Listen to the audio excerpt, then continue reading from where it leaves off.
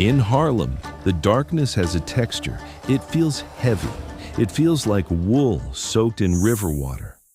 On the night of December 4th, 1952, the darkness smelled like low tide and injustice. It was 3:14 in the morning at the edge of the world, 138th Street, where the city stops pretending to be civilized and simply ends in the mud of the riverbank. Two NYPD officers stood under the yellow halo of a flickering street lamp. They were bored. They were cold. One of them, a sergeant with a face like a road map of broken capillaries, struck a match against a lamppost. He cupped his hands to shield the flame from the freezing drizzle, lighting a cigarette with the casual indifference of a man who has seen too much death to care about one more body. Because to them, that's all it was. Just a body.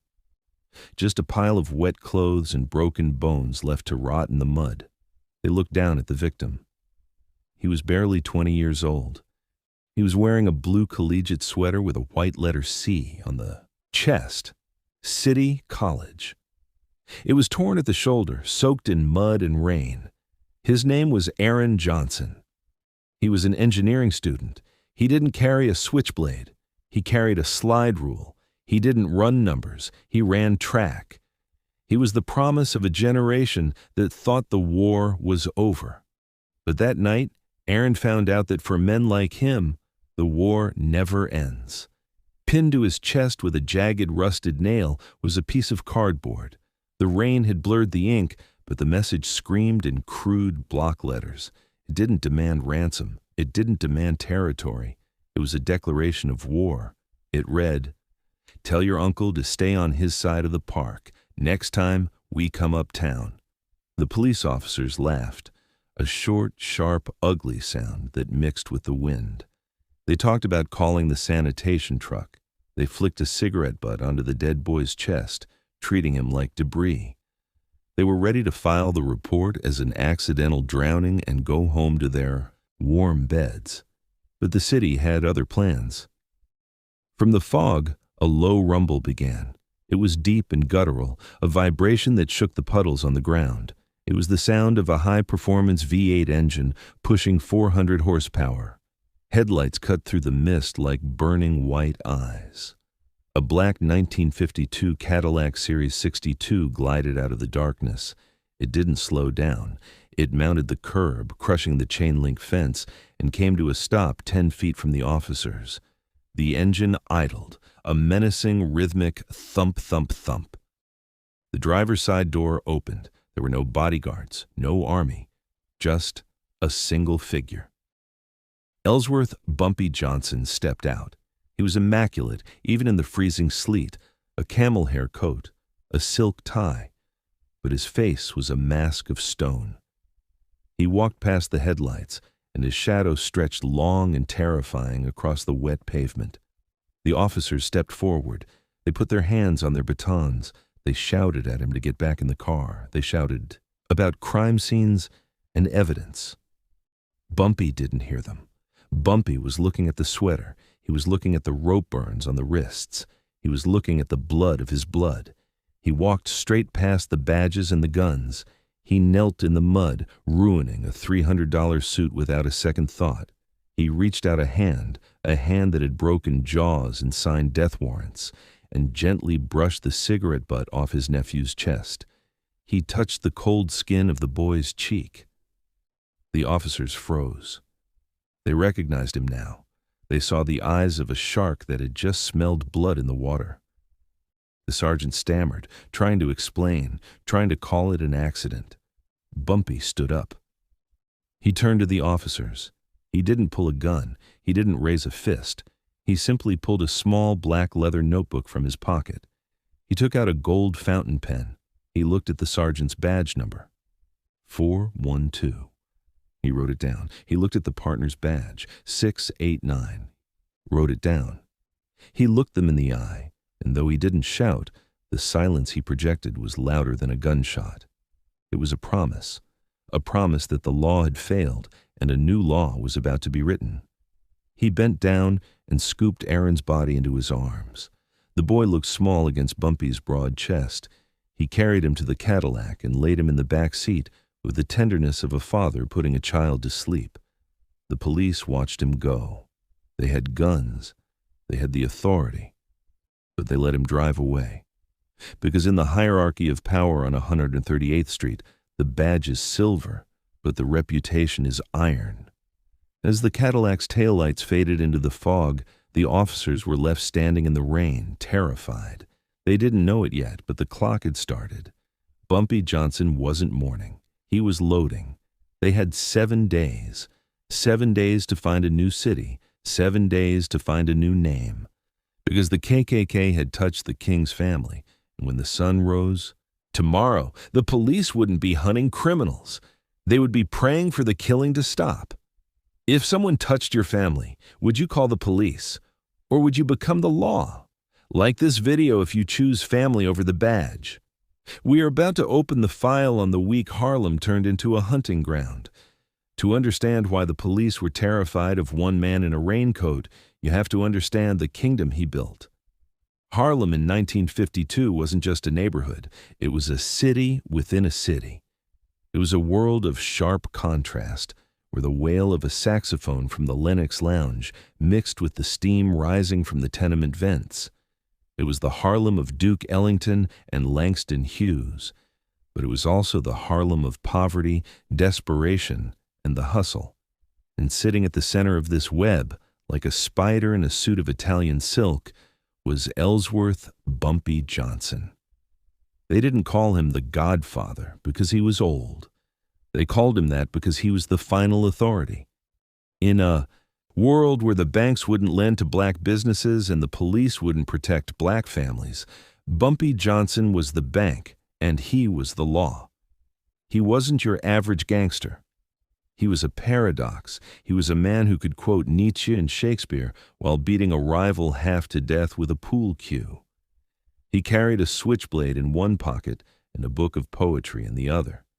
He played chess with the focus of a grandmaster, treating the streets of New York like a board where every pawn had a name and every move had a consequence. If a widow couldn't pay her rent, she didn't go to the welfare office, she went to Bumpy.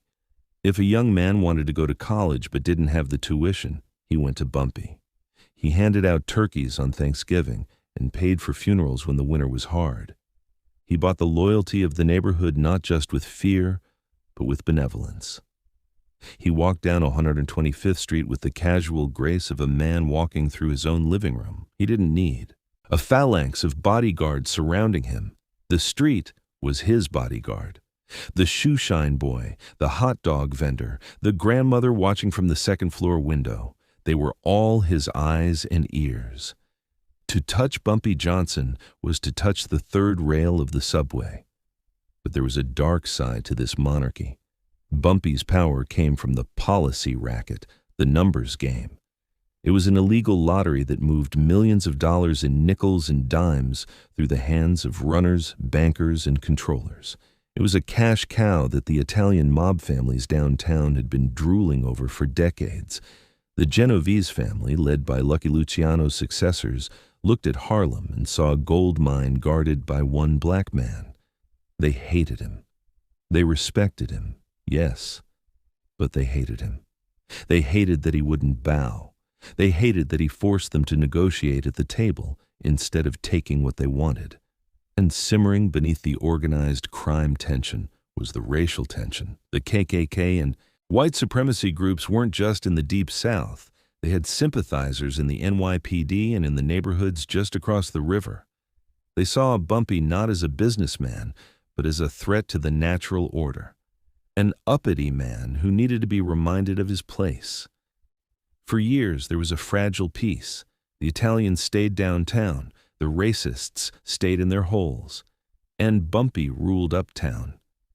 But peace is fragile. It only takes one spark to burn down a kingdom. Bumpy had always kept his family out of the life. His nephew, Aaron, was supposed to be the one who got out. Aaron was the proof that the struggle was worth it. He was clean, he was innocent, he was the future that Bumpy was fighting for. By killing Aaron, they didn't just break the law, they broke the unwritten rule of the underworld. You don't touch the civilians, you don't touch the blood. When Bumpy drove that Cadillac back to his brownstone that rainy morning, he wasn't planning a business merger. He wasn't planning a negotiation. He walked into his study, poured a glass of brandy, and didn't drink it. He sat in his leather chair, watching the sun try to rise over a city that suddenly felt too small for his rage. He realized that being a benevolent king hadn't saved his nephew. Being a chess player hadn't saved him. The poetry books were closed. The chessboard was flipped over. The philanthropist was gone. For the next 7 days, Harlem wouldn't see Bumpy the provider.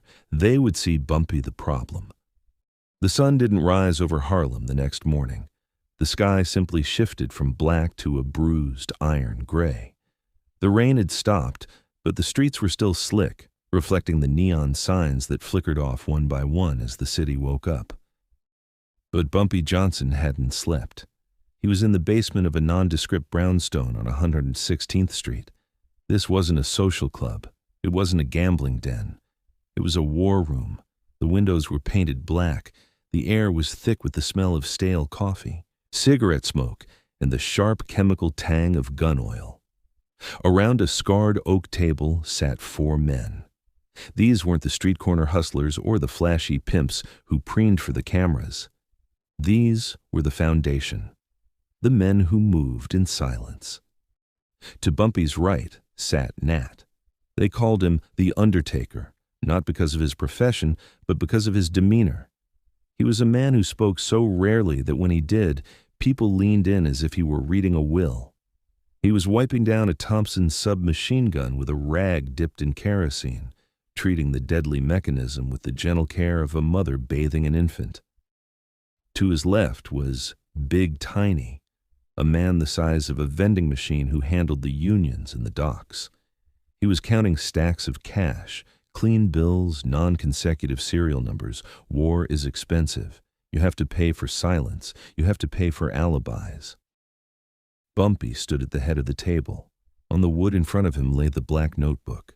The 2 badge numbers, 412 and 6189, were written on the page. But those were just the foot soldiers. Bumpy wanted the generals. He wanted the men who gave the order to lynch a 19-year-old boy. He didn't give a speech. He didn't scream for vengeance. He simply laid out a map of Manhattan. The plan he outlined was a masterpiece of asymmetry. The KKK and their friends in the police force had the law, the courts, and the brute force. But Bumpy had something they didn't. He had the invisible army. He knew that every white power broker, every corrupt police captain, and every Klan leader downtown had a house. And inside those houses were cooks, maids, drivers, and nannies, black men and women who were invisible to their employers. They were treated like furniture, spoken over as if they were deaf. But they heard everything. Bumpy gave the order to activate the network. By noon, the word had passed through the kitchens and laundry rooms of the Upper East Side and the suburbs. The domestic help became spies. Every phone call made by a suspected Klansman was overheard. Every letter left on a desk was read. Every meeting time was noted. Back in the basement, the preparation shifted from strategy to mechanics. There's a specific sound a room makes when men prepare to kill. It's the click of a magazine sliding into a well, the rasp of a whetstone against a knife blade, the rustle of heavy leather coats being put on to hide the iron at the waist. Nat finished cleaning the Thompson. He pulled the bolt back and let it snap forward. The sound was loud, final. It signaled that the mourning period was officially over. Bumpy looked at his men. He looked at the brothers who would follow him into the fire. They knew the risks. If they failed, the electric chair awaited them. If they succeeded, they would be legends, but they would be hunted for the rest of their lives. No one moved toward the door. No one asked to leave. Bumpy picked up his fedora. He placed it carefully on his head, casting his eyes in shadow. He touched the notebook one last time. The police thought they had sent a message by leaving a body in the mud. They didn't realize they had just invited the wolf into the nursery. The crew stepped out into the gray daylight. They moved to separate cars. The engines turned over. The 7-day war had begun. Information is the most dangerous weapon in a war, and in 1952, Bumpy Johnson had a monopoly on it. The police had radios, they had teletypes, they had the infrastructure of the state, but they were blind. They saw Harlem as a territory to be occupied, not a community to be understood. Bumpy saw everything. By the afternoon of day one, the Invisible Army had reported in. A maid working in a high-end apartment on the Upper East Side found a crumpled piece of paper in a wastebasket. It was a draft of the note pinned to Aaron's chest. The handwriting matched. The apartment belonged to a man named William Wild Bill Henderson, a frantic, hateful man who ran a local chapter of the Klan under the guise of a neighborhood improvement association. A driver for a city councilman overheard a conversation in the back of a Lincoln Continental. He heard them laughing about the lesson they taught the boy. He heard them mention a meeting spot, a warehouse in Queens where the police uniforms were swapped for white robes. The poison had been identified. It wasn't just a random act of violence. It was a coordinated attack involving the NYPD and the Klan, designed to break Bumpy's spirit. Bumpy didn't break. He calibrated. He looked at the map. He looked at the name Wild Bill Henderson, and he looked at the badge number 412. Sergeant O'Malley, the man who had flicked his cigarette onto Aaron's body. The strategy was simple. Cut off the head, and the snake writhes. But first, you have to blind the snake. Night fell on day one. The rain returned, heavier now, washing the streets clean. Sergeant O'Malley clocked out at 8 p.m. He felt safe. Why? Wouldn't he? He was a white police sergeant in New York City. He was the predator. He stopped at his usual watering hole, a dim, smoky bar near the precinct where the cops drank for free and the jukebox played nothing but Irish folk songs. He drank whiskey. He laughed with the bartender. He bragged loudly about how quiet the colored section had been that day. He didn't know that the bartender had already made a phone call. He didn't know that the man sitting at the end of the bar, nursing a ginger ale, wasn't just a patron. He was a spotter. At 9:45 p.m., O'Malley walked out the back door into the alleyway. He fumbled for his lighter, the same lighter that wouldn't work the night before. He sparked the flame. For a brief second, the alley was illuminated. He wasn't alone. 3 men stood in the rain. They weren't wearing masks. They didn't need to. In the dark, they were just silhouettes of judgment. O'Malley reached for his service revolver. He was fast, but he wasn't desperate. The man facing him was. Before O'Malley's hand could touch the leather of his holster, a figure stepped out from behind a dumpster. It was Nat, the man they called the Undertaker. He moved with the terrifying speed of a striking cobra. There was a dull thud, the sound of a lead pipe connecting with the soft tissue of a stomach. O'Malley folded. The air left his lungs in a wheezing gasp. He fell to his knees, retching into the puddle. He looked up, expecting a beating, expecting a mugging. But the men didn't hit him again. They simply picked him up. They lifted him like he was made of straw. A black sedan rolled silently into the alley, its headlights off. The back door opened. O'Malley was thrown inside. He tried to scream, to yell police, to summon the authority of the badge, but a burlap sack was pulled over his head. The world went black. The door slammed shut, sealing him in a tomb of smell, gasoline and cheap cologne. The car didn't speed away. It drove off slowly, obeying every traffic law. Inside the bar, the jukebox kept playing. No one heard a thing. No one saw a thing. Badge number 412 had just vanished from the face of the earth. The poison had been drawn out of the wound. The first strike of the 7-day war had landed, and not a single shot had been fired. The city slept, unaware that the balance of power had just shifted. The predator was now the prey. Day 2 broke with a deceptive calm. The sun reflected off the wet pavement of 125th Street, and the city moved with its usual rhythm. But inside the 28th precinct, the rhythm was skipping a beat. Sergeant O'Malley's locker was closed. His roll call chair was empty. His coffee mug, stained brown from years of use, sat dry on his desk. At first, they covered for him. The captain grunted, assuming O'Malley was sleeping off a bottle of rye whiskey in a motel room. It had happened before. They joked about it. They laughed. But by noon, the laughter had died. The phone on O'Malley's desk rang, and rang, and rang. The sound echoed through the bullpens like a fire alarm in a tomb. No one answered it. They stared at the bakelite receiver as if it were a bomb. The fear started as a trickle. It began in the eyes of Officer Kowalski, O'Malley's partner. He stood by the window, watching the street. Every black Cadillac that drove by made his heart hammer against his ribs. He touched his gun, but the cold steel gave him no comfort. He realized that the city he used to patrol like a king had turned into a jungle, and he was no longer the apex predator. Across town, in the sterile, manicured office of Wild Bill Henderson, the trickle of fear was becoming a flood. Henderson was the architect of the hate. He was the man who had written the note pinned to Aaron's chest. He sat behind his mahogany desk, surrounded by American flags and framed citations of civic duty. He was waiting for O'Malley to call.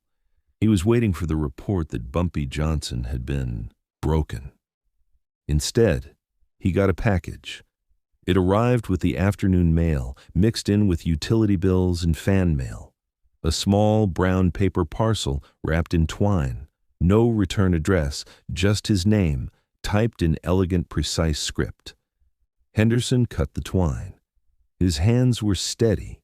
He was an arrogant man, a man who believed he was untouchable. He unfolded the paper. Inside, there was no note. There was no demand for money. There was only a single object. It was a silver Zippo lighter. Henderson picked it up. It was cold. He flipped it over. Engraved on the bottom were the initials P.O., Patrick O'Malley. He flicked the wheel. It sparked but didn't light. The silence in the room became deafening. The message was clear. It was a message written in the language of the streets, translated for a man in a suit. "We have your soldier. You are next." Henderson stood up. He walked to the window. He looked down at the street 4 stories below.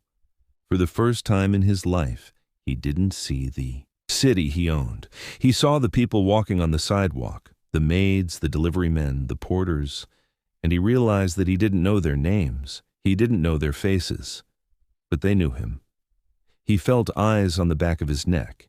He turned around quickly. The office was empty. The door was closed. But the feeling remained. The paranoia set in like a virus. Was his secretary watching him? Was the janitor who emptied his trash listening? Bumpy Johnson hadn't fired a single bullet at Henderson. He hadn't threatened him. He simply let the silence do the work. He let the imagination of a guilty man paint the nightmares. By sunset, on day 2, the KKK wasn't planning a rally. They were locking their doors. They were checking the back seats of their cars. The hunters had become the hunted, and they didn't even know what the enemy looked like. The city held its breath. The psychological war was won. Now the physical war would begin.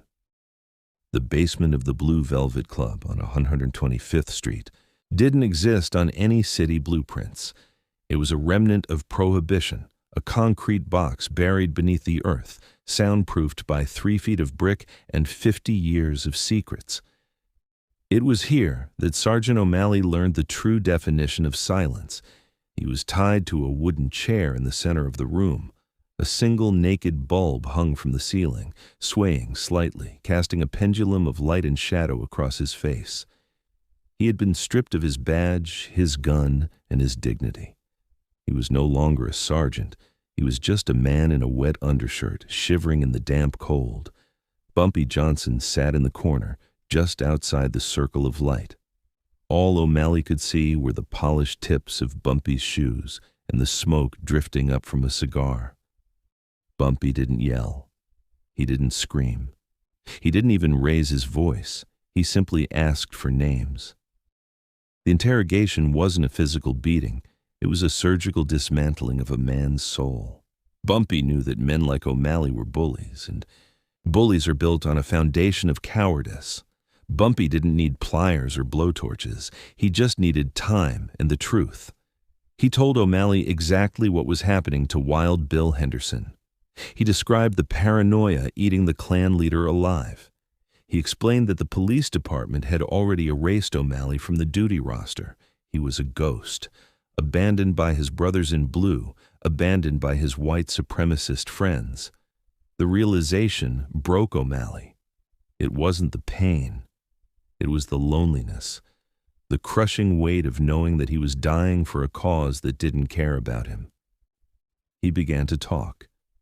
The words tumbled out of him, a desperate confession mixed with tears and snot. He gave up the names of the other officers involved. He gave up the location of the safe house where the rest of the Klan cell was hiding out, waiting for the heat to die down. It was a warehouse in the South Bronx, disguised as a trucking depot. Bumpy didn't smile. He didn't gloat. He simply wrote the address in his black notebook. But getting the location wasn't enough. Bumpy needed them all in one place. He needed to close the net. He stood up and walked into the light. He placed a telephone on the small table next to O'Malley. It was a heavy black rotary phone. Bumpy lifted the receiver and held it to O'Malley's ear. He ordered the sergeant to make one call. A call to Henderson. A call to say that everything was fine, that he had silenced Bumpy, and that they should meet at the warehouse to celebrate. O'Malley hesitated. He looked at the phone, then he looked at Bumpy. In Bumpy's eyes, he saw a graveyard. He realized that betraying his friends was the only currency he had left to buy a few more hours of breath. He dialed the number. His voice trembled at first, but fear is a powerful motivator. He lied. He told Henderson that the problem was solved. He told him to gather the boys. He set the trap with the desperation of a drowning man climbing onto the backs of his friends to stay afloat. On the other end of the line, Henderson bought it. Why wouldn't he? He was arrogant. He wanted to believe he had won. He agreed to the meeting. Tonight, midnight, the warehouse. Bumpy hung up the phone. The click of the receiver was the final nail in the coffin. The trap was set. The rats were moving toward the cheese. Bumpy looked at O'Malley one last time with a gaze that mixed pity with disgust. He turned to his men and gave a silent nod. He walked out of the basement, leaving O'Malley alone in the dark. The sergeant began to weep, realizing that even though he had cooperated, he had just signed his own death warrant. In Bumpy Johnson's world, snitches didn't get mercy. They just got a faster ending. Bumpy ascended the stairs to the street level. The rain had stopped. The air was crisp. He checked his watch.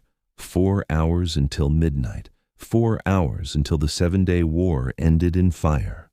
The warehouse in the South Bronx was a cathedral of rust. It sat on a dead-end street, surrounded by piles of scrap metal and the skeletal remains of abandoned trucks. The windows were painted over with decades of grime, and the only light came from the distant rhythmic flash of a lighthouse on the river. Midnight. A Lincoln Continental and a police cruiser rolled slowly down the gravel driveway. Their headlights cut through the darkness, illuminating the swirling dust motes like galaxies in a void. They parked in front of the main bay doors. The engines died, ticking as the metal cooled in the freezing air. Wild Bill Henderson stepped out of the Lincoln. He was wearing a trench coat over his suit, trying to look like a soldier. But the way he adjusted his collar, the way his eyes darted toward the shadows, it betrayed him. He was a politician playing gangster. Behind him, 3 men in plain clothes emerged from the cruiser. They were off-duty officers, men who had traded their badges for the anonymity of violence. They were armed. Shotguns, service revolvers. They expected a celebration. They expected to find Sergeant O'Malley standing over a beaten Bumpy Johnson. They expected to drink whiskey and laugh about how they had put the animals back in their cages. They walked toward the small service door. It was unlocked. It creaked open with a groan of rusted hinges that sounded like a warning they were too arrogant to hear. They stepped inside. The warehouse was vast, a cavern of shadows and steel girders. The air smelled of diesel fuel, wet sawdust, and something else, something sharp and metallic. Henderson called out O'Malley's name. His voice echoed off the corrugated metal roof, bouncing back to him mockingly. O'Malley, O'Malley, O'Malley. There was no answer. The warehouse was empty. No O'Malley, no Bumpy Johnson, just a single wooden chair sitting in the center of the concrete floor. Henderson walked toward it. As he got closer, he saw what was on the seat. It wasn't a person, it was the rope. The same rough hemp rope they had used to bind Aaron Johnson's wrists. It was coiled neatly, like a snake sleeping in the sun. Henderson stopped. The blood drained from his face. He realized in that terrifying heartbeat that he wasn't the guest of honor. He was the sacrifice. He turned to run. He opened his mouth to shout, "It's a trap!" But the trap had already sprung. With a thunderous crash, the heavy steel bay doors behind them slammed shut. The sound was deafening, sealing the tomb. Then the lights went out.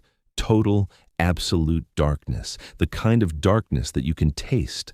The men froze. They could hear each other breathing. Short, panicked gasps. They raised their weapons, spinning in circles, aiming at nothing but the black. Then came the sound.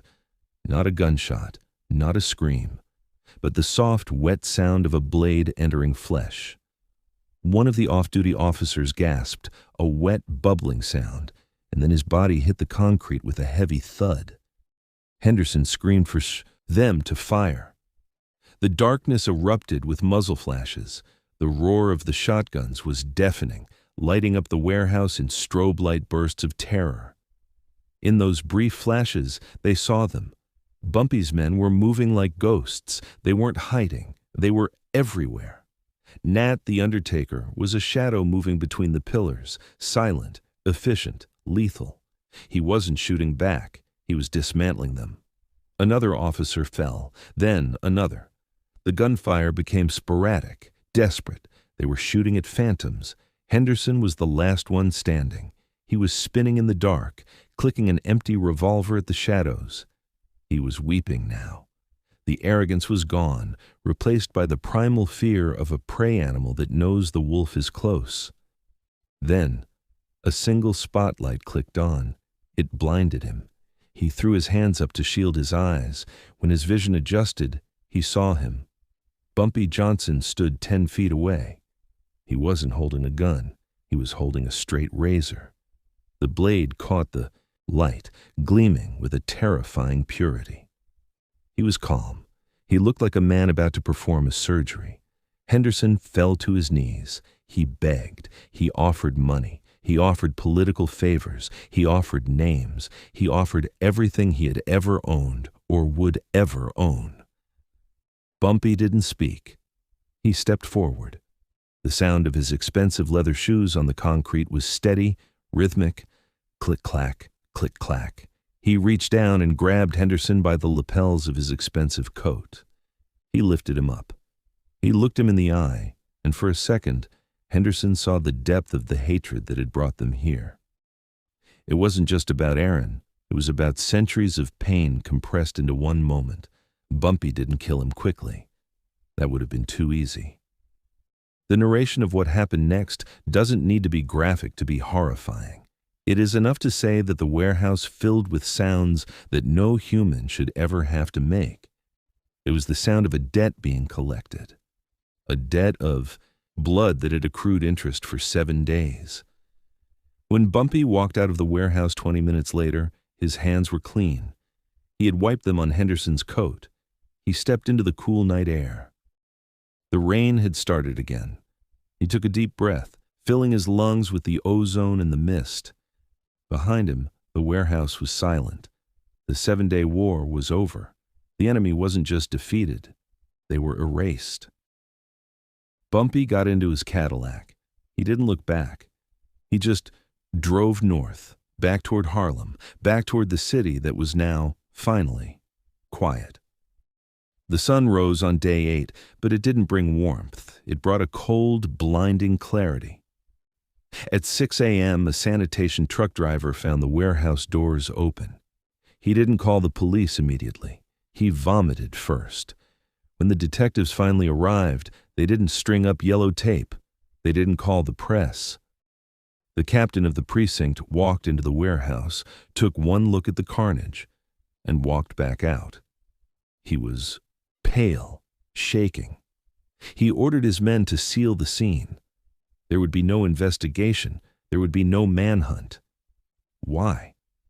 Because inside the pockets of the dead men, they found the truth. They found the Klan hoods. They found the badges of off-duty officers mixed with the paraphernalia of hate. To investigate this crime would be to put the New York Police Department on trial. It would reveal that the rot went all the way to the bone.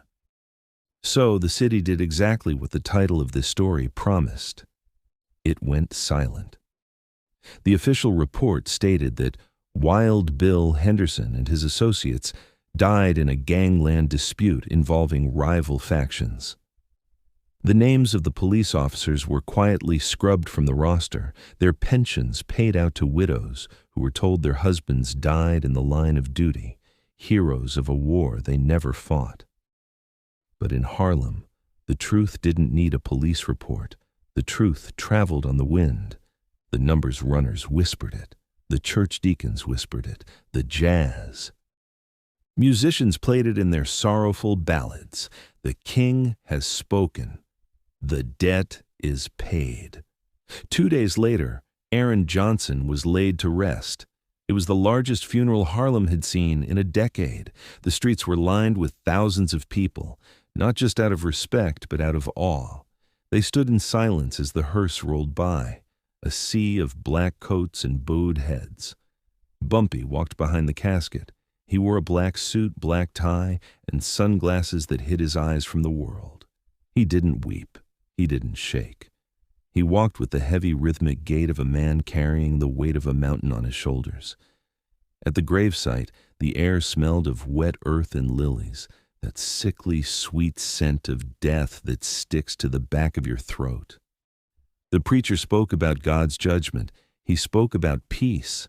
Bumpy listened, but he knew the truth. Peace wasn't a gift from God. Peace was something you bought with violence. He had bought peace for his family, but the price was his own soul. The first shovel of dirt hit the casket, a hollow, finalized thud. Bumpy looked across the cemetery. Standing at the very edge of the tree line was a single police car. Inside was the captain. They locked eyes across the graves. There was no hatred in the captain's face anymore. There was only fear, pure, unadulterated respect, born of terror. The captain tipped his hat, a subtle, almost imperceptible nod. Then he drove away. The police would never touch a member of Bumpy Johnson's family again. The contract was sealed in blood. But as Bumpy stood over the grave of the boy who just wanted to be an engineer, he realized the tragedy of his victory. He had won the war, yes, but he had lost the future. Aaron was gone. And Bumpy was still here, trapped in the violent kingdom he had built to protect him. He turned away from the grave. The crowd parted like the Red Sea. No one touched him. No one spoke to him. He was their protector, but he was also a monster, and you don't hug a monster. You just thank God he's on your side. If a gun was in your face and the law failed you, would you do what Bumpy did? Would you trade your soul to protect your blood? Or would you let the system work, even if it meant justice never came? Type justice or revenge in the comments, because the story isn't over. Bumpy walked away from that grave, but the Italians were watching, and they saw something that terrified them more than the police ever could. They saw a man who had nothing left to lose. News travels fast in the underworld, but fear travels faster. By noon on the day of the funeral, The story of what happened in that warehouse had crossed 110th Street. It drifted down through Central Park and settled like a toxic fog over Pleasant Avenue in East Harlem, the stronghold of the Italian mob. The Genovese family had been watching. They had been waiting. They knew about the police pressure. In fact, some whispered that they had encouraged it, hoping the KKK and the cops would do their dirty work and remove Bumpy Johnson from the board without costing them a single bullet. They thought Bumpy was cornered. They thought he was a dead man walking. They were wrong. At 2 p.m., the black Cadillac rolled onto Pleasant Avenue. This was enemy territory. This was a street where police officers didn't walk alone and where outsiders were usually carried out in trunks. The car stopped in front of the Bald Eagle Social Club, the headquarters of the local capo, Fat Tony Salerno. The street went quiet. Old men playing bocce froze. The wise guys standing on the corner threw their cigarettes down and put their hands inside their jackets. Bumpy Johnson stepped out of the car. He was alone. Again. He walked toward the door of the social club. 2 guards, massive men with broken noses and cauliflower ears, stepped in his path. They looked at Bumpy, and then they looked at his eyes. They didn't see a gangster. They saw the man who had just erased a squad of police officers in a single night. They saw a man who had walked through hell and smelled like smoke. Without a word, the guard stepped aside. Bumpy walked into the club. The air smelled of espresso, anise, and stale cigar smoke. Inside, 20 made men were sitting at tables playing cards. As Bumpy entered, the cards stopped snapping. The conversation died. The only sound was the hiss of the espresso machine behind the counter. Bumpy walked straight to the back table where the capo sat. Fat Tony was a man who ruled by fear, but as he looked up at Bumpy, he realized his bank account was empty. Bumpy didn't pull a gun. He carried a small brown paper bag. He placed it gently on the table. It was the weekly Tribute, the cut of the numbers racket that the Italians demanded for protection. It was tens of thousands of dollars. Bumpy opened the bag. He reached in with his long, manicured fingers. The room held its breath. Was he reaching for a weapon? No. He grabbed a stack of bills, a thick stack. $10,000. He took the money out of the bag and put it into his own coat pocket. He looked at the capo. He didn't speak. He didn't have to. The message was deafening. The price of doing business with Bumpy Johnson just went up. You didn't protect me. I protected myself. So I'm keeping the protection money. It was an insult that would have gotten any other man killed instantly. But the capo didn't move. He didn't signal his men. He just looked at the diminished bag of money, and then he looked at Bumpy. He nodded. A slow, slight nod of acceptance.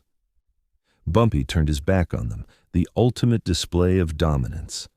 He walked out of the club, past the gunmen, past the killers, and back into the sunlight. He had walked into the lion's den, slapped the lion in the face, and walked out. From that day forward, the Italians didn't ask about the split.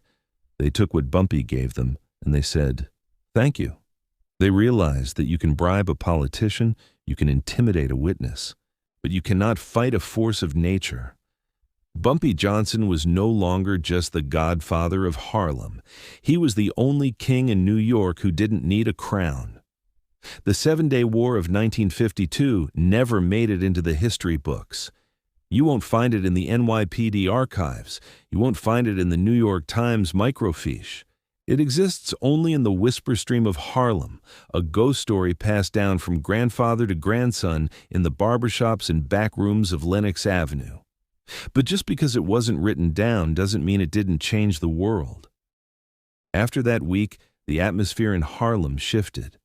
The police walked softer. The Klan stayed on their side of the river. The Italian mob treated the uptown numbers racket with a newfound religious respect. Bumpy Johnson had drawn a line in the asphalt with the blood of his enemies, and for the next 15 years, no one dared to cross it. But victory has a price, and in the underworld, the currency is isolation. Bumpy Johnson remained the king, but he was a lonely king. The man who had once walked the streets shaking hands and kissing babies became more elusive.